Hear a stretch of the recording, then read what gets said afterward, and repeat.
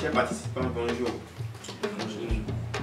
Certains qui étaient là avec nous hier, que nous avons rejoint aujourd'hui. Pourquoi sommes-nous là? Nous sommes là pour assister à l'atelier de formation sur le label carbone à l'ANCG. Nous sommes les Hogley, toi, mais Nazia imitondo nous dit pour moi. Le Hoi do email, nous y nous comptons maintenant sur les mails indo. Ero, anana riwe dion, eko bloqué, konu kunwe. Boya, wede nous, et moi lido togudo bon ça. Wede vonou, et les bakpo. Et nous comptons moi, mais moi, wede do dien, mais wafio, vous aimez la mon fibon. Hoi moi. Anikazon, ben non imon. Nous écoyons, nous be robozan, nous écoyons, nous be blobo doué. Et doit achedi, bedona do danda. Chobo, et na, dulo tomi tomeya, tode vomeya, yovo tomeya, et na de jido jele a. Mais nous beje nous mon coton lekpon, nous nachero eu, nous elo dionyon, we nous be na zan, bena wayen de bu no agbaza.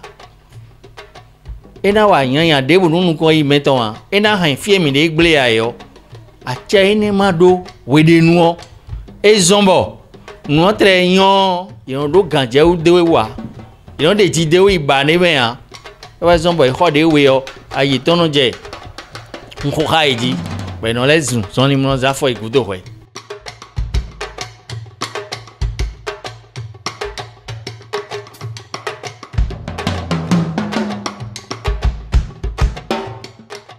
Avant de commencer les activités, on a déjà pris contact avec les producteurs.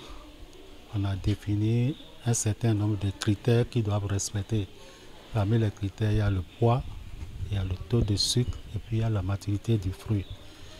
Donc quand ils amènent les ananas, nous on prend 3 échantillons, un qui est mûr, un qui n'est pas mûr, un qui est moyennement mûr.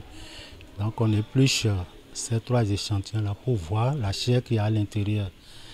Après, nous avons un refractomètre et puis un pH-mètre pour contrôler le taux de sucre et l'acidité du fruit.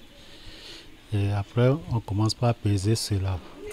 Donc, pour avoir un bon fruit séché, il faut d'abord un ananas bien solide, bien en forme et dont la qualité est vraiment très supérieure. La chair doit être ferme et bien à être mangée sans problème. Donc le taux de sucre doit varier entre 12 à 16 degrés Brix. Et le pH doit être environ 3,5 à 4 degrés Brix. Voilà.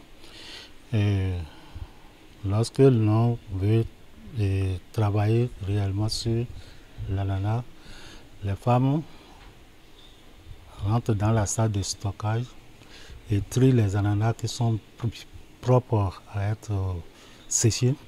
Elles reconnaissent ces fruits-là à partir de la base. Ça jaunit de la base vers la couronne. Donc lorsque la couleur jaune est déjà au beau milieu de l'ananas, donc c'est bon déjà pour le séchage. Donc elles arrivent à enlever la couronne, elles balancent la couronne dehors et puis le fruit entier va dans la salle de lavage. Et là, les fruits sont lavés proprement avant d'être introduits dans la salle de dépluchage. Et là, il y a 2 femmes qui épluchent et puis les autres enlèvent les petits points noirs. Nous, on les appelle les yeux d'ananas. Et après cette étape, les fruits sont rincés, c'est contrôlé d'abord avant que ça n'aille sur la table là-bas, sur la deuxième table. Et sur la deuxième table, on essaie d'enlever la tige centrale qui est au milieu.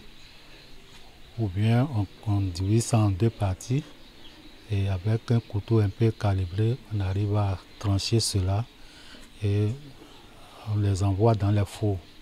Mais avant que les fruits n'aillent dans les fours, il faut d'abord préalablement chauffer les séchoirs vides jusqu'à 100 degrés pendant 2 heures de temps. Le temps de tuer tous les microbes qui sont à l'intérieur.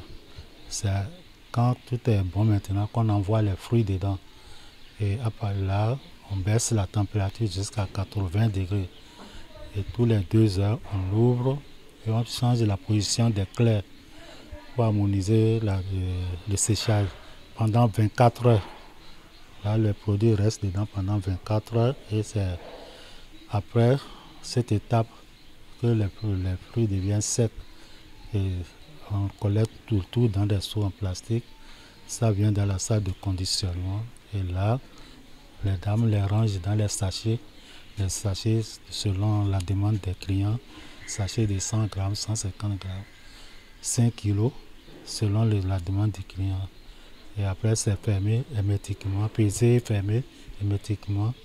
Après, c'est mis dans les cartons et on met l'étiquette du client là-dessus, l'étiquette de traçabilité aussi là-dessus, et en plus l'étiquette de l'expéditeur. Voilà ce qui se passe au niveau du centre.